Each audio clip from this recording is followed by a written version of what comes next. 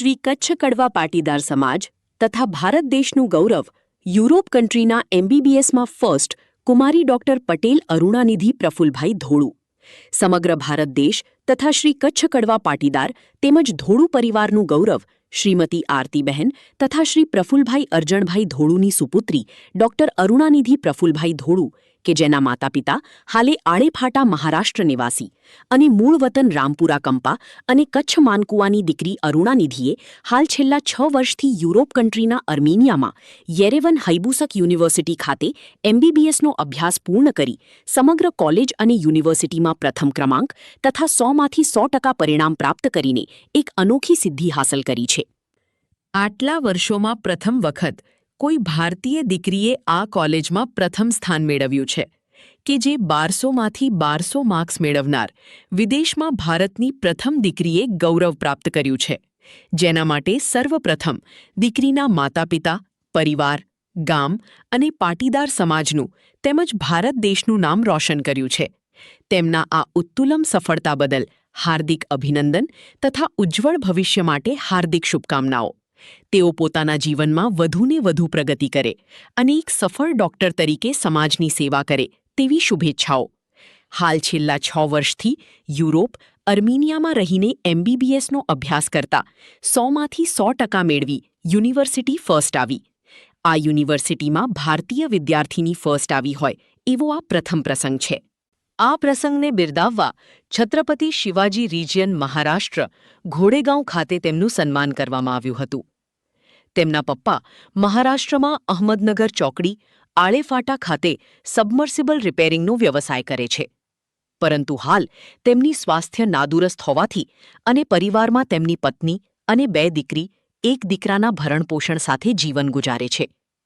પરંતુ દીકરીની ઈચ્છા છે કે હજુ મારે કાર્ડિયોલોજિસ્ટ થવું છે, તો એ માટે જર્મની જવું છે.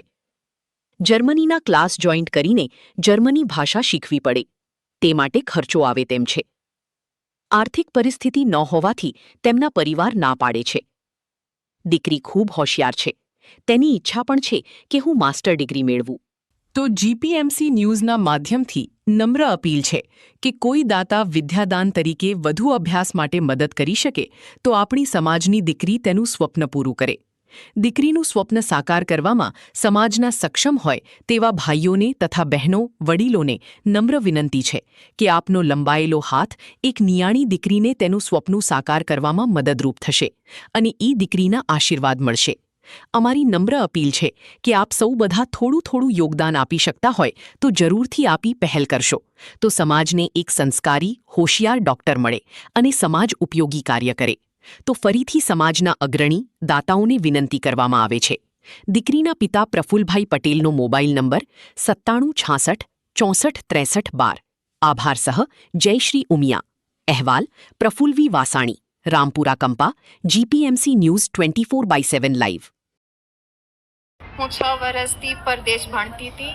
મેં મેડિકલ ડિગ્રી અત્યારે પ્રાપ્ત કરી છે. મારથી કાંઈ વધારે બોલાઈ જાય તો હું પહેલાંથી જ માફી માગું. હું અહીંયા મારો અનુભવ શેર કરવા આવી છું. મારી ગુજરાતીમાં બી થોડોક ફરક પડી ગયો છે. 6 વર્ષથી સતત હું ઇંગ્લિશમાં જ વાત કરતી હતી. મારો કોઈ કોન્ટેક્ટ નહોતો કોઈના સાથે, એટલે મારથી કોઈ બી વધારે વસ્તુ બોલાઈ જાય કે તમને કોઈ ખોટું લાગે તો હું પહેલાંથી જ માફી માગું છું. તો હું મારો અનુભવ એ કહું છું કે 6 વર્ષ મારા મમ્મી પપ્પાએ, મારી સમાજે મને સતત સપોર્ટ કર્યો. આર્થિક રીતે, માનસિક રીતે મને હંમેશા એમ કીધું કે બેટા તું ભણ, બેટા તું આગળ જા. તો મારું સૌને આવતી જનરેશનને કહેવાનો એ મતલબ છે કે જો તમને તમારું ટેલેન્ટ નડકડા ઉંમરથી ખબર પડી જાય કે તમને કોઈ બી વસ્તુમાં નડકડા ઉંમરથી બહુ જિજ્ઞાસા હોય, તો મારો તમને એક જ કહેવાનો મતલબ છે કે તમે એનામાં ડીપ ઇન્વેસ્ટિગેશન કરો, તમે એનામાં બહુ ડીપ નોલેજ લો ને એનામાંથી તમારું કરિયર બનાવવાનું પ્રયત્ન કરો. કારણ કે બહારના લોકોને એમ થઈ ગયું છે અચ્છા પટેલ છે ને બાપાના ધંધા ઉપર જ બેસવાના છે, પટેલની દીકરી છે ને લગ્ન થઈને 23-24 વર્ષે લગ્ન કરીને જતી જ રહેવાની છે, કંઈ કરિયર નથી. આપણે આ વસ્તુ જે આપણા સમાજની જે બહારની સમાજમાં છે ને બદલવી છે. આપણા બધામાં અલગ અલગ ટેલેન્ટ છે, અલગ અલગ ઓપોર્ચ્યુનિટીઝ, કરિયર ગ્રોથ આવે છે. આપણે બધી વસ્તુ આપણા સમાજમાં લઈ આવી, આપણે આપણા રીતે ગ્રોથ કરી. આપણી કમ્યુનિટી ઓલરેડી બહુ સ્ટ્રોંગ છે. આપણા પાસે આપણા વડીલો છે, આપણા પાસે આપણા સંસ્કાર છે, તો આપણે ફ્યુચરિસ્ટિક કમિટી પણ હવે બનાવીએ, કારણ કે હવે ઘણી બધી વસ્તુ ટેકનોલોજીમાં બી આવે છે, મેડિસિન ફિલ્ડમાં આવે છે. ખાલી મેડિસિન, એન્જિનિયરિંગ ને લોયર ડિગ્રીઝ નથી, ઘણા બધા લાઇફસ્ટાઇલ કોચેસ છે. આ બધી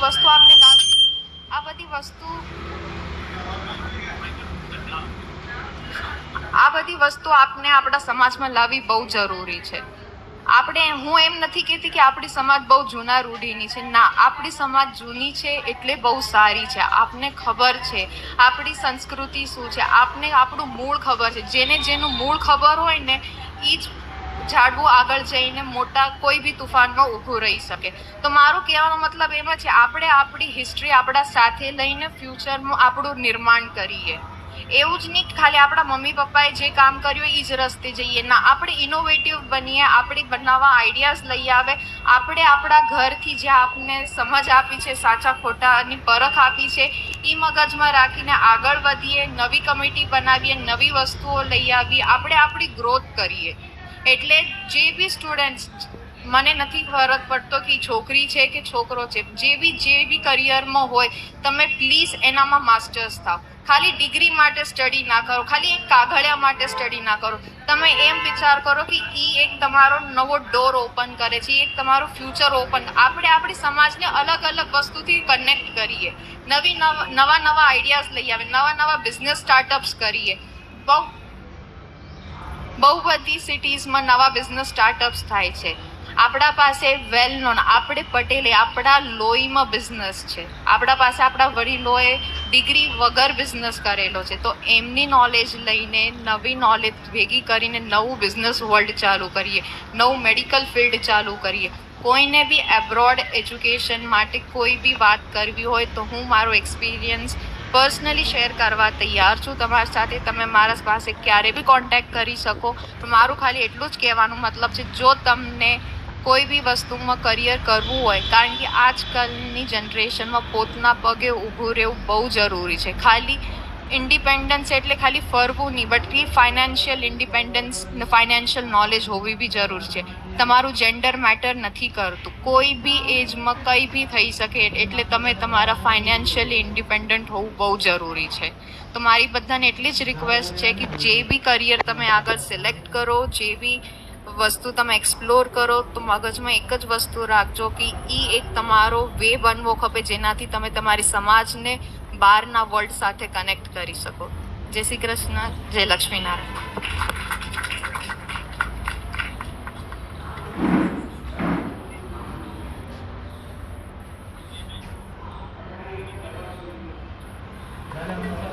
હલો, આ દીકરી અત્યારે અરુણાનિધિ ધોળુ આળેભાટાની દીકરીએ, જુન્નર વિભાગ સમાજની દીકરીએ કહેતા, ખરેખર ભલે દીકરી તમારી હશે પણ રિજિયન અમારું હોય, એટલે અમારા રિજિયનની દીકરીએ, તો આપણા રિજિયનની દીકરી યુક્રેનમાં અત્યારે MBBS ડોક્ટર થઈને આવીએ, અને ગૌરવની વાત એ દરેક સબ્જેક્ટમાં 100માંથી 100 માર્ક મેળવેલા.